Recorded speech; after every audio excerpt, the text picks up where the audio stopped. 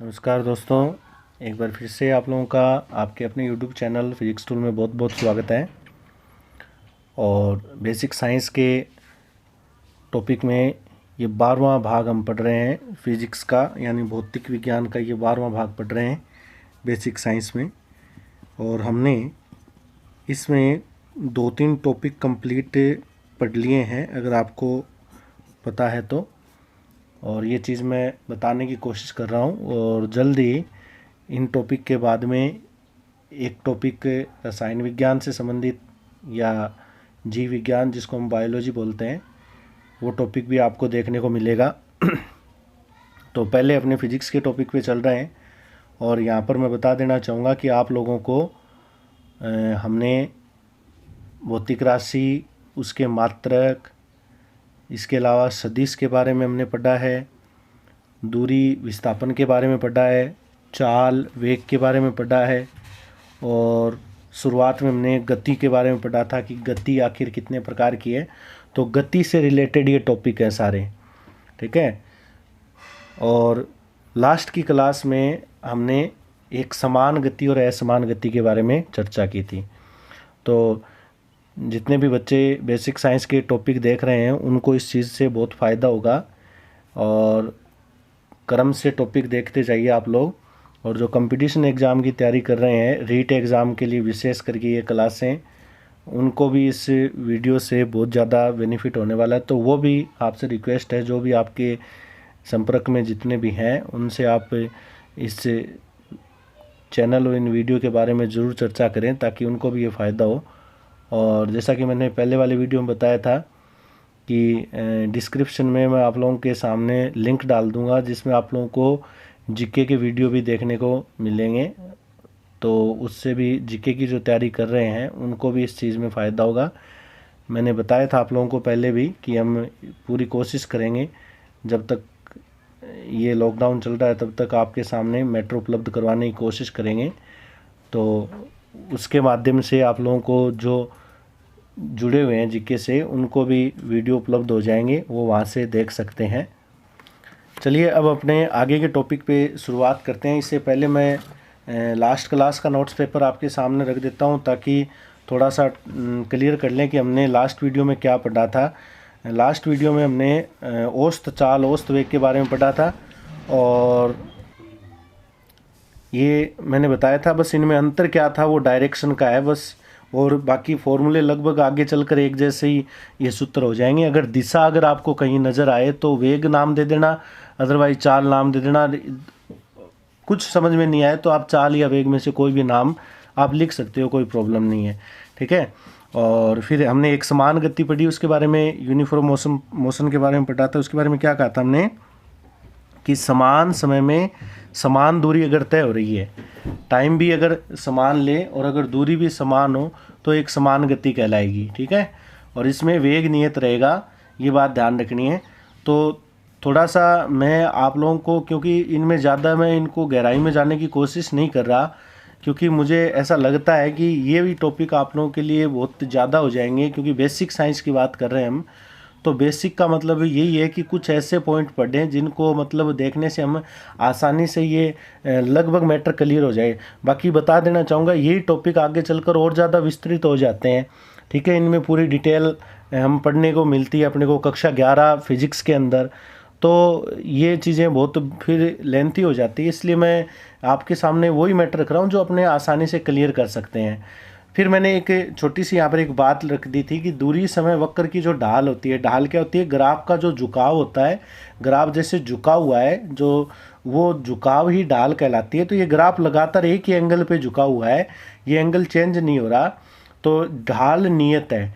तो यहाँ नियत कौन रहता है, वेग नियत रहता है। तो इसका मतलब इस वक्र की, कौन सा वक्र है, ये दूरी समय वक्र है, ठीक है। दूरी समय वक्र की ढाल वेग को प्रदर्शित करेगी बच्चों, ठीक है। ये चीज़ें बहुत इंपॉर्टेंट है। और ये ग्राफ सीधी रेखा क्यों आएगा, क्योंकि एक समान गति है, लगातार समान समय में समान वेग पार हो रहा है, समान दूरी पार हो रही है, तो ग्राफ नियत रहना है। अगर वेग में परिवर्तन हो रहा है, अगर यही मतलब सारी कंडीशन लागू नहीं हो रही है, टाइम के अकॉर्डिंग लगातार दूरी बदल रही है और दूरी तभी बदलती है जब स्पीड बदलती है। साफ सी बात है, दूरी तभी बदलेगी जब स्पीड बदलेगी। ठीक है, एक टाइम के अकॉर्डिंग जैसे बात करें, 5 मिनट के अंतराल की बात करें तो 5 मिनट एक तरफ आप साइकिल चलाओ, 5 मिनट एक तरफ आप बाइक चलाओ और 5 मिनट एक तरफ आप गाड़ी चलाओ, तो आप सपोज देखोगे कि उनमें स्पीड में अंतर आएगा। स्पीड में अंतर आएगा तो ये जो गति होगी वो गति एक असमान गति कहलाएगी, क्योंकि टाइम के अकॉर्डिंग जो दूरी डिस्टेंस जो होगी वो कम ज़्यादा होगी। साइकिल कम दूरी तय करेगी, उससे ज़्यादा दूरी बाइक तय कर लेगी और उससे ज़्यादा दूरी गाड़ी तय कर लेगी, अपने को पता है 5 मिनट के अंदर।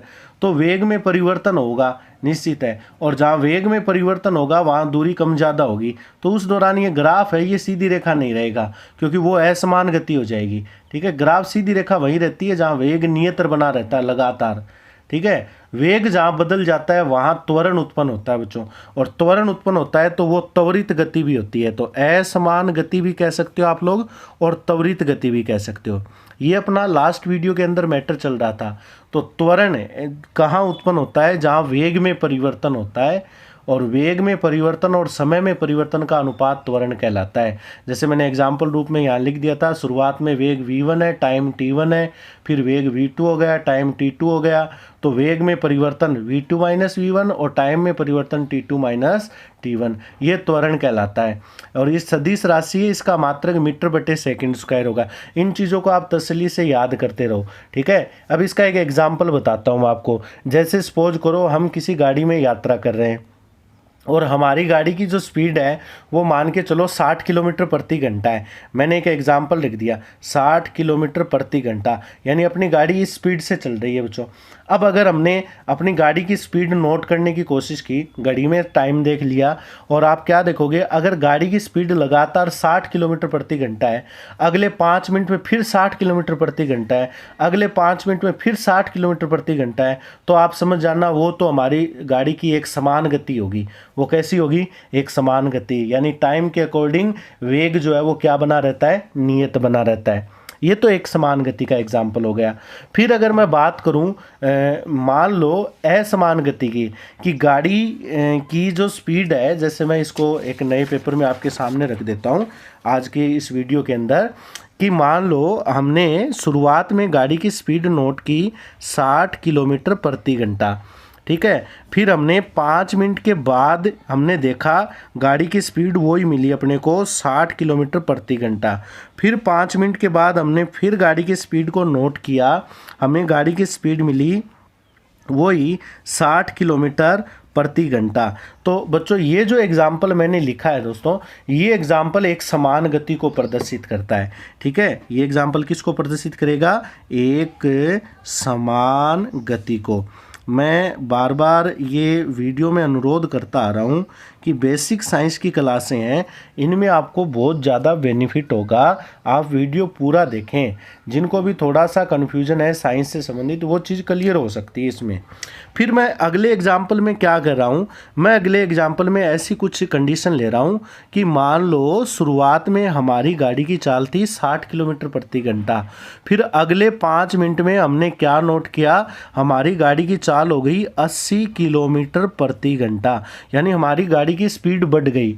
ठीक है, अब फिर मैंने क्या देखा, अगले 5 मिनट में फिर मैंने घड़ी में टाइम नोट करके गाड़ी की स्पीड को देखा, तो गाड़ी की स्पीड हो गई, मान लो सपोज करो 65 किलोमीटर प्रति घंटा। ठीक है, यानी अब मैंने एक एग्जाम्पल लिखा है। ऐसे गाड़ी चलती है अमूमन। ठीक है, जब मतलब हम किसी सड़क पे चल रहे हैं, 60 किलोमीटर की स्पीड से हम चल रहे हैं, और मान लो पूरा हाईवे, तो हमने गाड़ी का स्पीड बढ़ा दी, 80 किलोमीटर पर आ गए।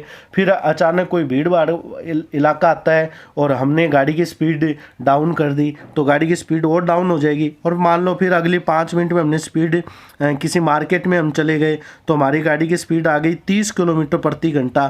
तो आप क्या देख रहे हो, इस पूरे मोशन में, ये जो मैंने एक एग्जाम्पल लिखा है बच्चों, इस पूरे मोशन के अंदर आप लोगों को एक चीज़ नज़र आ रही होगी, एक उदाहरण लिखा है कि इसमें लगातार वेग में परिवर्तन हो रहा है। ठीक है, वेग में क्या हो रहा है, लगातार परिवर्तन। देखो हर चीज़ एग्जाम्पल से क्लियर होती है, और एग्जाम्पल को समझ के फिर आप लोग टॉपिक पर जाओगे तो आसानी से समझ में आ जाएगा। लगातार वेग बदल रहा है ना टाइम के अकॉर्डिंग, ठीक है, 5 मिनट के बाद में 80, फिर 5 मिनट के बाद में 80, तो समय अंतराल अगर की बात करूं तो समय अंतराल के अकॉर्डिंग देखूं तो वेग बदल रहा है, और वेग बदल रहा है तो निश्चित है कि ये जो एग्जाम्पल हमने लिखा है ये एक असमान गति का उदाहरण है, ठीक है, असमान गति को प्रदर्शित करेगा। और जब लगातार वेग में परिवर्तन होता है ना तो वहां त्वरण उत्पन्न होता है। वहां क्या उत्पन्न होता है, त्वरण उत्पन्न होता है। समझ में आ गई बात मेरी, वहां क्या उत्पन्न होगा, त्वरण उत्पन्न होगा। तो इस प्रकार त्वरण कैसे उत्पन्न होता है, जब वेग में परिवर्तन होता है। वेग में कितना परिवर्तन हुआ है और फिर टाइम में कितना परिवर्तन हुआ है, वो त्वरण का सूत्र होता है। त्वरण का सूत्र हमने तो पढ़ा ही है, वेग में परिवर्तन अब बटे समय में परिवर्तन, वेग में परिवर्तन बटे समय में परिवर्तन, कितना टाइम चेंज हो रहा है वो त्वरण को प्रदर्शित करेगा। जैसे मैं यहाँ पर एक एग्जांपल ले लेता हूँ, सपोज मैंने यही एग्जांपल ले रखा है, ये कोई t1 टाइम की बात चल रही है।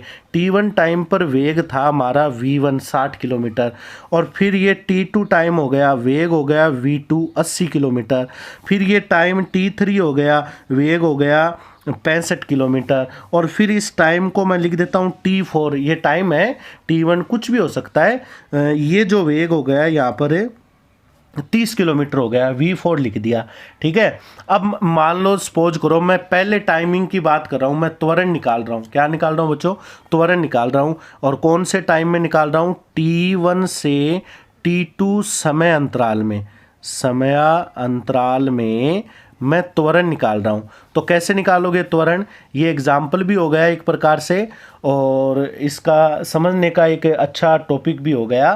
फिर मैं त्वरण से संबंधित तो और भी अच्छे अच्छे पॉइंट बताऊंगा, आप इनको थोड़ा ध्यान से देखना। देखो मुझे त्वरण निकालना है कौन से टाइम में, t1 से t2 टाइम के अंदर। तो t1 से t2 टाइम के अंदर वेग में परिवर्तन देखो कितना हुआ। शुरुआत में वेग कितना था 60, फिर कितना हो गया 80। तो वेग में परिवर्तन, ये तो लिखते हैं सूत्र हम, v2 माइनस v1 बटे t2 माइनस t1।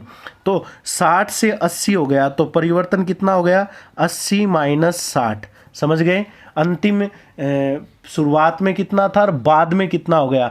तो बाद वाले में से प्रारंभिक वाला मान घटाते हैं। तो बाद में 80 था, पहले कितना था 60, तो 80 में से 60 घटा दिया। फिर टाइम की बात करूं तो यहाँ कुछ टाइम है t1, यहाँ टाइम है t2। इस t1 और t2 के बीच में गैप कितना देर का है ये तो मैंने आपको बता ही दिया, 5 मिनट का अंतराल रख रहा हूँ। समय अंतराल कितना है मेरा 5 मिनट का।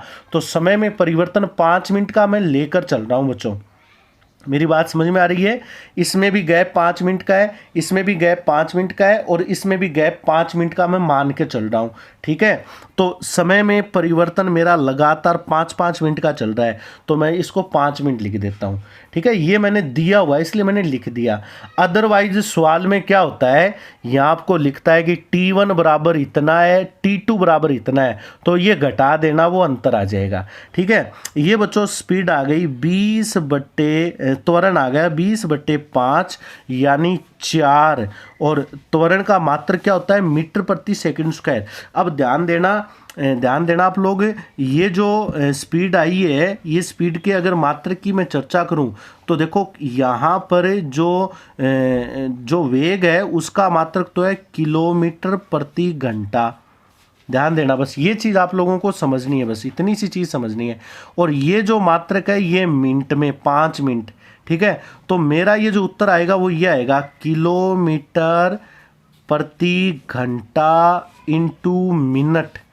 देखो जैसे कैलकुलेशन करते हैं वैसे ही हमने इसको कैलकुलेट कर दिया, कोई दिक्कत नहीं होनी चाहिए इस चीज़ के अंदर, ठीक है। ये आराम से आप लोग इसको सोल्व कर सकते हो, ठीक है। अब आप इसको और आगे हल करो, ठीक है, क्योंकि ये उत्तर मैंने जो निकाला है उस पर आप थोड़ा ध्यान देना। ये मात्रक होता है, त्वरण का मात्रक होगा एसआई पद्धति में मीटर बटे सेकंड स्क्वायर, मीटर बटे सेकंड स्क्वायर। जैसे मैंने बताया था ना आपको, देखिए यहाँ पर आपको नजर आ रहा है मीटर बटे सेकंड स्क्वायर होता है।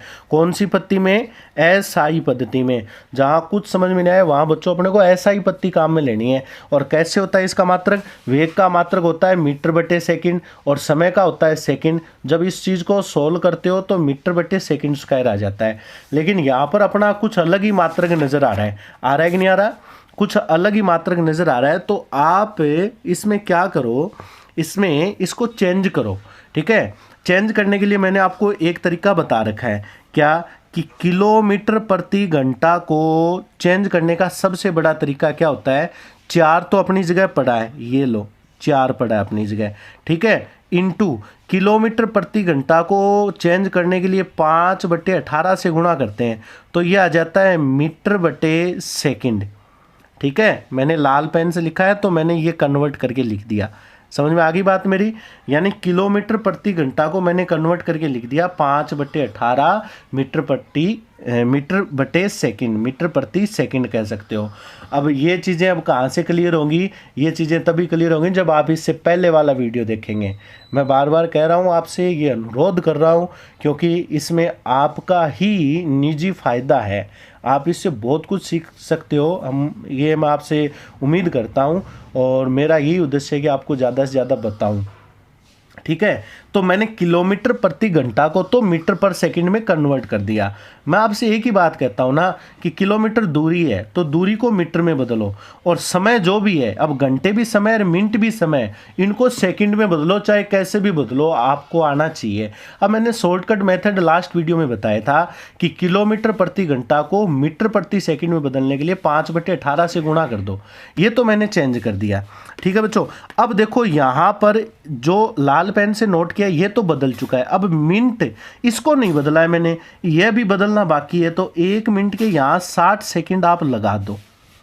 ठीक है, अपने आप मात्रक एडजस्ट हो जाएगा। तो अब जो संख्या उसको बाहर निकाल लो, 5 × 4 20 लिख दूं और 18 × 60 को मैंने बाहर निकाल दिया।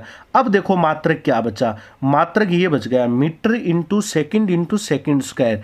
क्या ये मात्रक त्वरण का मात्रक नहीं होता क्या? होता है ना, मतलब ये त्वरण का मात्रक है तो ये भी त्वरण का ही मात्रक था, लेकिन ये मात्रक किलोमीटर में, घंटे में, मिनट में ऐसे कन्वर्ट होके आ रहा था। अपने को एसआई पद्धति में बनाना है, इसलिए एसआई पद्धति काम में ली जाती है जहाँ पर हम कन्फ्यूजन में आ जाए कि त्वरण को कैसे प्रस्तुत करें, किलोमीटर में लिखें, समय सेकंड में लिखें या मिनट में लिखें। तो एसआई पद्धति एक ऐसी पद्धति है जिसमें आप कन्फर्म कर सकते हो कि दूरी लिखनी है तो मीटर में, समय लिखना है तो सेकंड में। अब आप ये जो संख्या है ना, इसको आप सोल्व कर सकते हो। ये तो नॉर्मल कैलकुलेशन हो गई। जो भी इसका उत्तर आता है, वो इसका जो भी आंसर आएगा, हम इसको नॉर्मल कैलकुलेट करके लिख सकते हैं। ये अपना उत्तर आ जाएगा मीटर बटे सेकंड स्क्वायर में। इस प्रकार हम त्वरण की गणना कर सकते हैं। ठीक है, ऐसे ही मैं आपको जैसे एक त्वरण और निकाल के बताता हूँ अगले अंतराल के लिए। ठीक है, अब T2 से T3 अंतराल की हम बात करते हैं। T2 से T3 समय अंतराल में। ठीक है, हम त्वरण निकालना बताते हैं आपको। ठीक है, त्वरण देखो क्या आएगा, T2 से T3 समय अंतराल की बात कर रहा हूँ, लिख दिया ना मैंने यहाँ पे T2 से T3। अब इस अंतराल में त्वरण निकालें तो पहले देखो वेग में परिवर्तन देखो।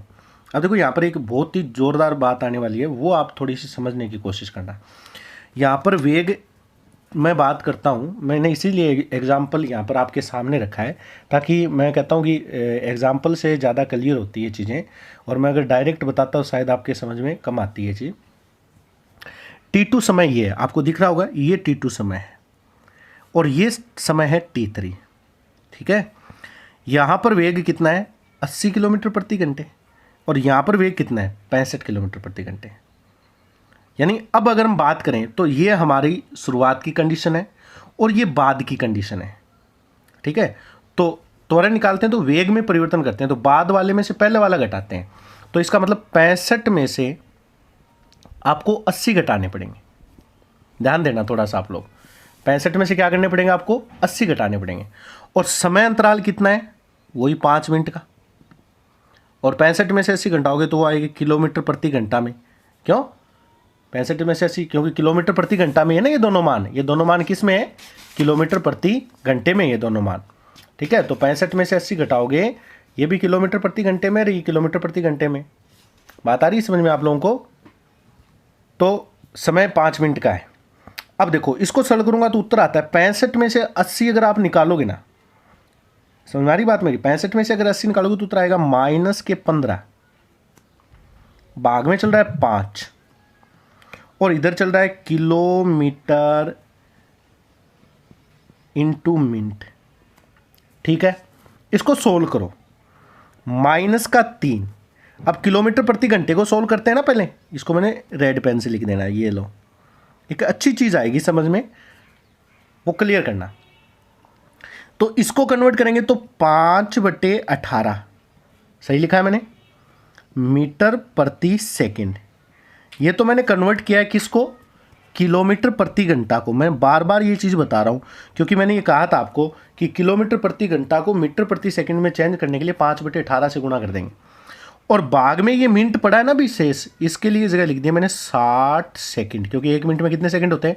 60 सेकंड। ऐसा क्यों कर रहा हूँ मैं? ऐसा इसलिए कर रहा हूँ कि ऐसा ही पत्ती को मुझे मानकर चलना है। तो ये उत्तर आ गया -15/18 इंटू 60 मीटर बटे सेकंड स्क्वायर। ठीक है, ये कैलकुलेशन आप जो भी है वो कैलकुलेशन आप कर लोगे, जो भी उत्तर आता है। अब दोस्तों बात क्या ये, इसमें मेन चीज क्या, ये जो भी मेरा आंसर आया वो यहां पर आ गया और मात्रक चल रहा है मीटर बटे सेकंड स्क्वायर, क्योंकि ये त्वरण का मान आ रहा है। लेकिन सबसे बड़ी चीज ये है कि मेरा ये उत्तर आ रहा है माइनस में। ये चीज देखो सबसे इंपॉर्टेंट है, ये चीज समझने वाली है। अपना उत्तर आ रहा है माइनस में, यानी त्वरण का ऋणात्मक मान आ रहा है, नेगेटिव मान। यहां त्वरण का नेगेटिव मान आ रहा है और यहां त्वरण का पॉजिटिव मान आ रहा है। मैं यहीं पे लिख देता हूं ये बात, यहां त्वरण का पॉजिटिव मान आ रहा है। इसके पीछे आपने रीजन देखा कि पॉजिटिव मान क्यों आया और नेगेटिव मान क्यों आया? पॉजिटिव मान इसलिए आया क्योंकि स्पीड 60 से 80 हुई है, T1 से T2 गैप में 60 से 80 हुई है। पहले स्पीड कितनी थी? 60, फिर कितनी हो गई? 80 पहले गैप में T1 से T2 में, इसलिए त्वरण पॉजिटिव आया। ठीक है, त्वरण नेगेटिव क्यों आया? क्योंकि स्पीड जो है वो 80 से 65 हो गई, यानी स्पीड घट गई। पहले कितनी थी? 80, फिर कितनी होगी? 65। तो स्पीड घटी है, यहां पर स्पीड कम हुई है, यानी वेग कम हुआ है। पहले अंतराल में वेग बढ़ा है, दूसरे अंतराल में वेग कम हुआ है। तो मैं साफ शब्दों में कहूंगा क्या कि अगर मैं यही लिख देता हूं, अगर वेग में वृद्धि होती है, यही नोट कर देता हूं मैं, क्या बच्चों? वेग में वृद्धि होती है तो त्वरण पॉजिटिव मान, त्वरण का पॉजिटिव मान होगा या त्वरण पॉजिटिव होगा। यह चीज इंपॉर्टेंट है, बहुत इंपॉर्टेंट चीज है। और अगर वेग में कमी हो रही है, अब देखो यहां वेग T2 टाइम पर कितना था? 80, और T3 टाइम पर कितना हो गया? 65। वेग में क्या हो गई? कमी, 80 से 65 हो गया, वेग में कमी हो रही है। और वेग में कमी हो रही है तो त्वरण नेगेटिव होगा। और आपको पता है कि 80 स्पीड से गाड़ी दौड़ रही थी, फिर 65 पर आ गए हम, तो गाड़ी की स्पीड डाउन हो गई, तो त्वरण नेगेटिव होगा। त्वरण क्या होगा? नेगेटिव होगा। समझ गए बात मेरी? अगर आपसे कोई पूछे, बहुत बार ऐसा क्वेश्चन कंपटीशन एग्जाम में बहुत बार आता है, तो मैं विशेष करके कंपटीशन एग्जाम वालों को साथ साथ इसीलिए बता रहा हूँ क्योंकि एक पथ दो काज वाली बात हो जाएगी। क्योंकि बेसिक साइंस है तो 9th और 11th वाले बच्चों को तो फ़ायदा होना ही होना है, चाहे वो 8th के भी बच्चे क्यों ना हो। साथ साथ कंपटीशन वाले बच्चे जो भी अभ्यर्थी है वो भी अगर इस चीज़ को देख रहे हैं तो उनके लिए मैं ये विशेष बातें उनको मैं यहाँ पर नोट करवा देना चाहूँगा कि ये चीज़ें भी बहुत इंपॉर्टेंट है।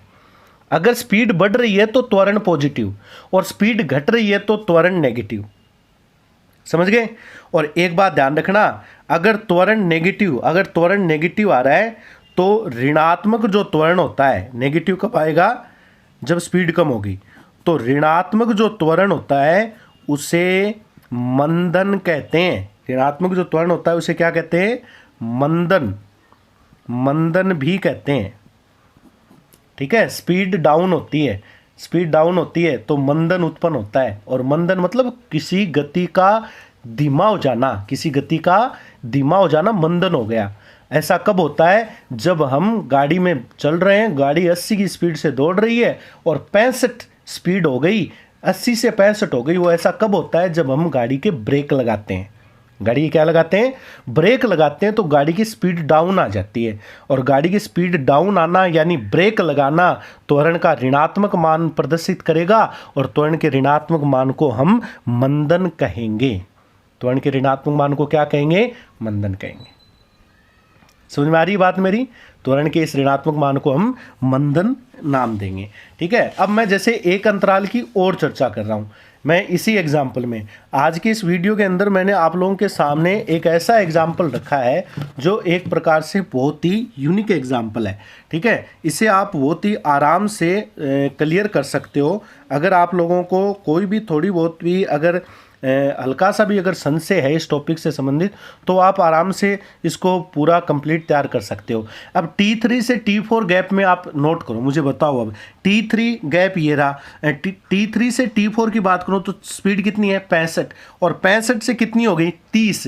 तो मुझे एक बात बताओ, यहाँ पर भी स्पीड 65 से 30 हो गई, तो स्पीड डाउन चली गई, यहाँ पर भी स्पीड डाउन चली गई 65 से 30। मतलब मैंने गाड़ी के ब्रेक लगा दिए, 65 पे चल रहा था, फिर 30 पर आ गया, मतलब यहाँ पर भी त्वरण नेगेटिव आएगा, यानी ये भी मंदन है। ये भी क्या है, मंदन है। त्वरण का नेगेटिव मान आना मंदन कहलाएगा, त्वरण का पॉजिटिव मान आना इस बात को बताएगा कि वेग में वृद्धि हो रही है। बताओ, ये चीज़ क्लियर हो गई आप लोगों के कि वेग में वृद्धि कब होगी, और वेग में वृद्धि होगी तो त्वरण पॉजिटिव होगा, और वेग में कमी होगी तो त्वरण नेगेटिव होगा, जिसे हम मंदन भी कहेंगे। तो दोस्तों, आज के इस वीडियो में फ़िलहाल इतना ही, क्योंकि मैं आप लोगों के सामने अगर ज़्यादा बड़े वीडियो हो जाते हैं तो मैं माफ़ी चाहता हूं, क्योंकि टॉपिक ऐसे हैं। और आपसे मेरा यही अनुरोध है, क्योंकि ज़्यादा लंबे वीडियो देखना आमतौर पर कैंडिडेट पसंद नहीं करते हैं, लेकिन अपने यहाँ पसंद और नापसंद की बात नहीं है, अपने को देखना है टॉपिक विशेष पर। क्योंकि ये टॉपिक ही कुछ ऐसे हैं, साइंस सब्जेक्ट ही ऐसा है जिसको एक बार पढ़ने लग जाएं तो फिर जब तक टॉपिक कंप्लीट नहीं होता तब तक अपनी रुचि बनी रहती है। इसलिए मेरा ये अनुरोध आपसे कि आप वीडियो पूरा देखें, और वीडियो देखोगे तो निश्चित ही मेरी यही कोशिश है कि मैं आपको कुछ न कुछ इसमें सिखाने की कोशिश करूं, जितना हो सके उतना, ताकि आपको कोई ना कोई नया पर्सन इसमें से मिले, ताकि आने वाले परीक्षा में आपको थोड़ा बहुत भी अगर फ़ायदा हो तो मुझे ऐसा लगेगा कि मेरे द्वारा ये बनाए गए वीडियो किसी न किसी के काम आए हैं। तो यही हमारा उद्देश्य है दोस्तों।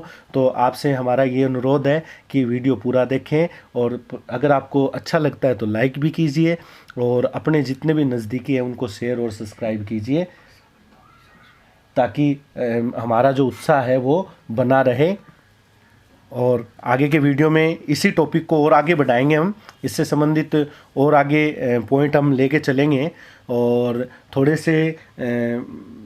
से नए हैं, ज़रूर कह सकता हूं मैं, नए टॉपिक हैं, लेकिन मैं आशा करता हूं कि आपको वीडियो पसंद आएंगे, मैं ऐसी उम्मीद कर सकता हूं आपसे। और कोई कमी रहती है तो आप ज़रूर मुझे बता सकते हैं कमेंट बॉक्स में, मैं वो कमी सुधारने की कोशिश करूंगा। और अगर कोई टॉपिक, अगर कोई वीडियो किसी यूनिट वाइज अगर कोई नहीं समझ में आता है तो वो भी हम दोबारा रिपीट कर देंगे, उसमें अपना कोई खर्चा नहीं लगने वाला। आपका अपना चैनल है, घर पे रहते हुए आप तैयारी कर रहे हो, इससे अच्छा और क्या हो सकता है। तो कहीं जाने की ज़रूरत नहीं है, लगातार आपको टाइम टू टाइम वीडियो मिल रहे हैं, और सिलेबस के अकॉर्डिंग वीडियो मिल रहे हैं। कक्षा 10th और 12th के तो बिल्कुल सिलेबस वाइज चैप्टर भी कंप्लीट होते जा रहे हैं, तो इसमें आपका बहुत बड़ा बेनिफिट है। और अपने नज़दीकी जो भी आपके जानकार हैं उनको भी इसके बारे में बताइए। तब तक के लिए धन्यवाद, और आगे के नए वीडियो में हम फिर नए टॉपिक के साथ मिलेंगे। जय हिंद, जय भारत।